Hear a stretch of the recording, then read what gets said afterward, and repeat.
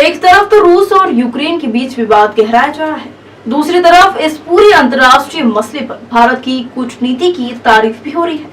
यूरोपीय देशों के बीच जारी युद्ध के बीच भारत की कुशल रणनीति पर व्याख्यान का आयोजन किया गया। व्याख्यान के दौरान डॉक्टर आयुषी देशमुख ने अपनी विचार व्यक्त किए हैं।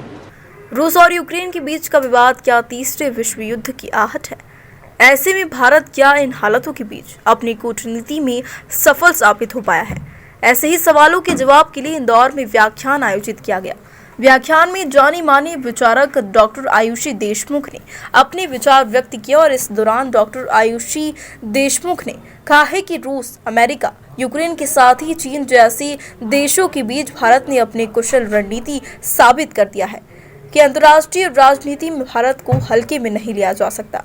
उन्होंने कहा है कि यूरोपीय देशों के बीच के हालातों में भारत ने अपनी कुशल कूटनीति का परिचय दिया है।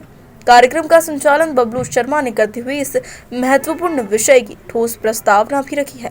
कार्यक्रम में हरीश विजयवर्गीय सहित बड़ी संख्या में शहर के प्रबुद्धजन मौजूद थे।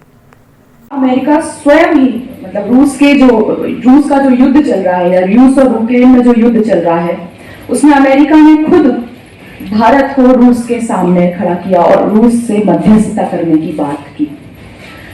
और कुछ समय पहले की बात है कि आज से ठीक 72 घंटे पहले की अगर मैं बात करूं तो रूस यह बोलता था कि चीन की अगर कोई जांच करेगा तो उसकी जांच रूस करेगा।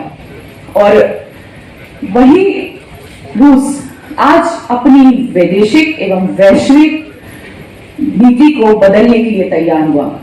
तो वो हमारे लिए बहुत बड़ी बात है क्योंकि ये कूटनीति हमारे देश के यशस्वी प्रधानमंत्री मोदी जी की है। और नीति और नियति, कई बार हम सोचते हैं ना कि युद्ध जीता कैसे जाता है, तो या तो शस्त्रों से जीता जाता है या फिर शास्त्रों से या फिर विल पावर से। और अगर हम हिंदू धर्म के लोग हैं और हम भारतवासी हैं तो मैं आपको एग्जाम्पल भी वही दूंगी कि रावण तो राजा था और उसके पास ऐसी कौन सी कमी थी कि वो युद्ध हार जाता भगवान श्री राम से, क्योंकि वो काल को भी अपने पलंग के खूंटे से बांध के सोता था। तो जब काल भी उसके पास रहता था तो उसको किस चीज का भय? लेकिन श्री राम की नीति और नियति की वजह से आज रावण भी श्री राम से युद्ध हारे।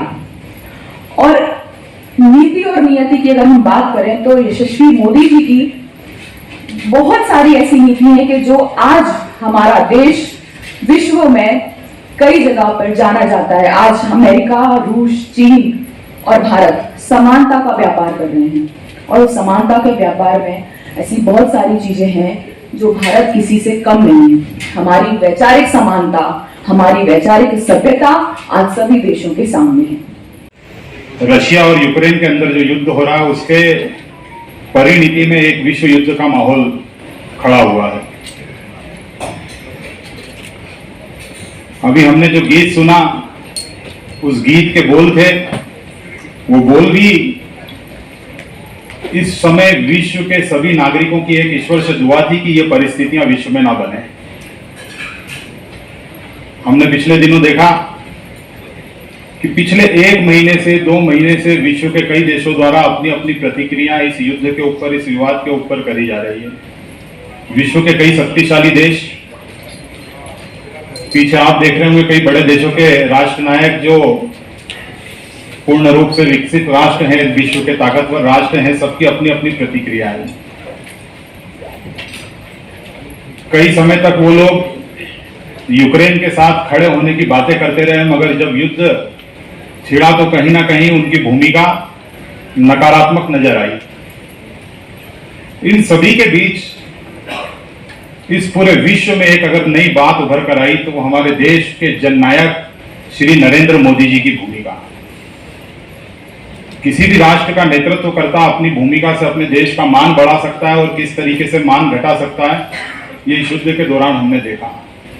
जहां कई बड़े देशों के राजनेताओं ने अपने द्वारा की गई प्रतिक्रियाओं के द्वारा उनके देश के मान को कम करा, वहीं जीवटता दिखाते हुए अपने लिए गए निर्णयों पर स्थायित्व की मोहर लगाते हुए बड़ी दृढ़ता के साथ पूरे विश्व में अगर हिंदुस्तान का परचम लहराने का काम करा तो वो आदरणीय नरेंद्र मोदी जी ने करा।